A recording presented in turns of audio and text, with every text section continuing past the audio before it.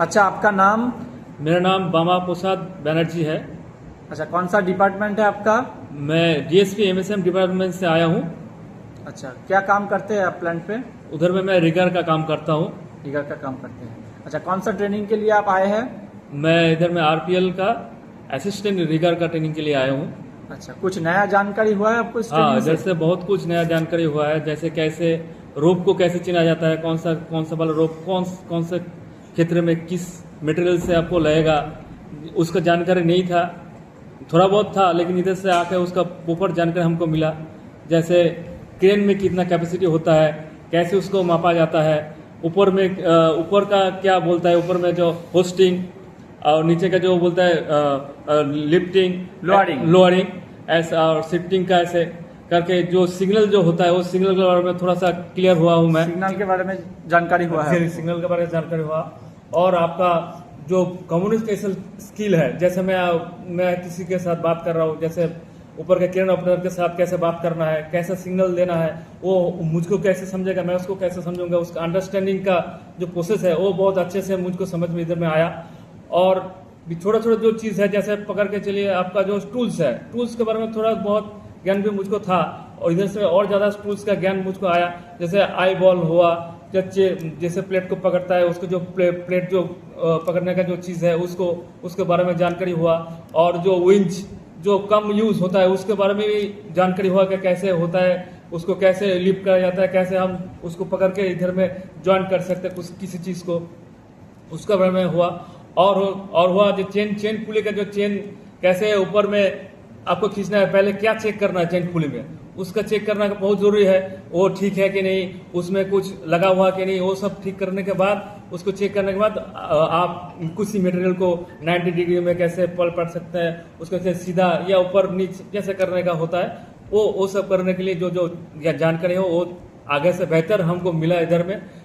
जैसे हम लोग के एक्सीडेंट में कुछ ना हो, उसके लिए जो जानकारी दिया सर ने हमको, जो पहले चेक करो तुम्हारा सब कुछ ठीक है कि नहीं, परिवेश ठीक है कि नहीं, उसके अगेंस्ट आप काम कीजिए। उसका अगर एनवायरमेंट ठीक नहीं होगा तो आप काम नहीं कर सकेंगे।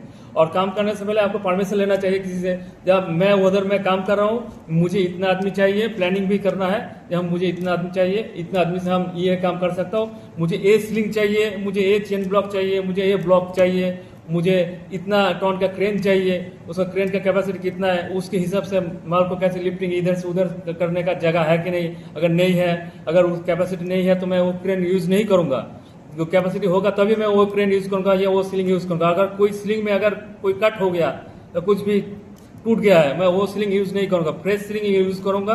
फ्रेश स्लिंग से हम काम एक्सीडेंट कम होता है, इसलिए उसको पहले देखना होगा। और जब मैं कुछ माल को लिफ्टिंग करूंगा, उसका अगल बगल में जो है कुछ भी हो, अगर मटेरियल होगा, कोई भी आदमी खड़ा हो, उसको हम पहले उसको हटाने के लिए बोलेंगे, फिर उसके बाद वो लिफ्टिंग के लिए जगह में जाएगा, हम फिर उसको एक जगह से दूसरी जगह में जाने के लिए हम उसको इस्तेमाल करेंगे। और उसके बाद एक चीज हमको मालूम नहीं था क्रेन का, जो सिग्नल में जैसे हम ऐसे ऐसे करते हैं, ऐसे ऐसे करते हैं, ये हम नहीं करते थे पहले, वो हम ऐसे ऐसे करते थे, ऐसे ऐसे करते थे। अभी वो चीज जान गया तो इसमें और सुविधा हुआ। पहले हम लोग तो ऐसा ऐसा करता था, अभी मालूम है ये सिग्नल ऐसे देना है, इधर के लिए ऐसे देना है, ये सब कुछ जानकारी एक्चुअल सिग्नल के बारे में आपको पता चला? के बारे में हमको अच्छे से पता चला।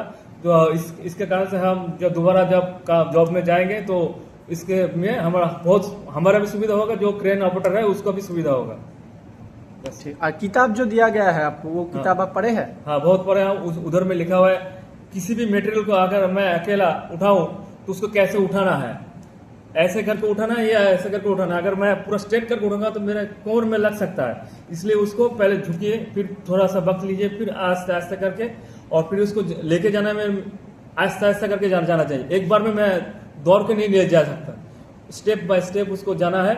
फिर उसको अच्छे से नमन उतरने की तरफ वही सेम सिस्टम करके उसको नीचे रखना है, तभी हम आगे बढ़ सकते हैं। खुद का भी सुरक्षा होगा और मटेरियल जो भी है वो भी अच्छे से रख सकता है। और एक चीज सीखा हूँ, जो बॉक्स में कुछ चीज आता है, जैसे पैकेटिंग होता है, पैकेजिंग में कैसा कैसा सिंबल होता है, उस सिंबल में कौन सा सिंबल का क्या क्या काम है। जैसे पकड़ के जो तीर चिन्ह होता है, उसमें आपको देखना है कि वो चीज वो ऐसा करके रखा है, उसको वैसे ही करके रखना हो मटेरियल को। अगर कुछ चीज में लिक्विड फॉर्म है उसको लिक्विड फॉर्म में उसको ऐसा उल्टा कर नहीं रखना है, उसको सिर्फ वो लिक्विड फॉर्म में जैसा है वैसे में उसको पैकेटिंग करके उसको रखना है। वैसे ही करके आपका जो जिसको बारिश में कोई पैकेटिंग में आया उसको बारिश में नहीं भिगाना है, बारिश के अंदर रखना है। कोई हॉट मटेरियल नहीं हुआ उसका ज़्यादा गर्मी में नहीं रखना है, सेट में रखना है। वैसे इस चीज़ की इस बारे में थोड़ा सा और ज़्यादा जानकारी हुआ। ठीक।